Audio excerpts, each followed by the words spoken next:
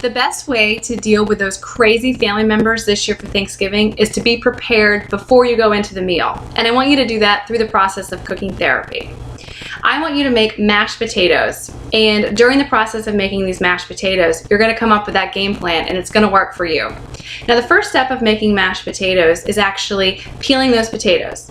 So while you're peeling the potatoes, I want you to decide how frequent and how long you're going to talk to this person that bothers you so much. Whether it's your uncle, your mother-in-law, your sister, whoever's going to be there at that meal that's going to bug you, decide when and how long you're going to talk to them. Are you going to go up to her within the first 10 minutes of when you arrive? Or are you going to wait an hour and then go up to talk to her? Whatever the case may be, decide how long you're going to talk to her.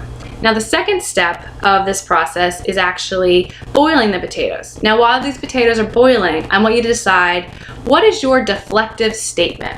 What all that means is, what are you going to say when she comes to you and says something like, "Why aren't you pregnant yet?"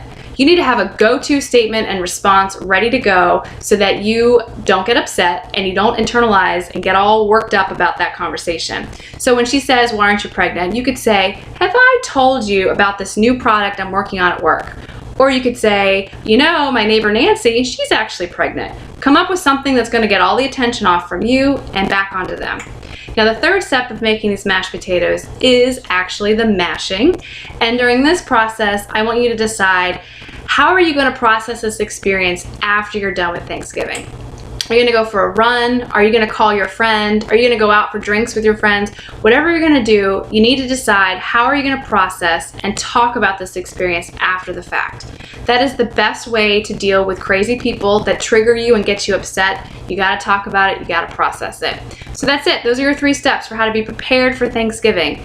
All you're going to do is you're going to talk about how long and how frequently you're going to talk to this person. Then you're going to decide what's your deflective statement and how are you going to process it after the fact.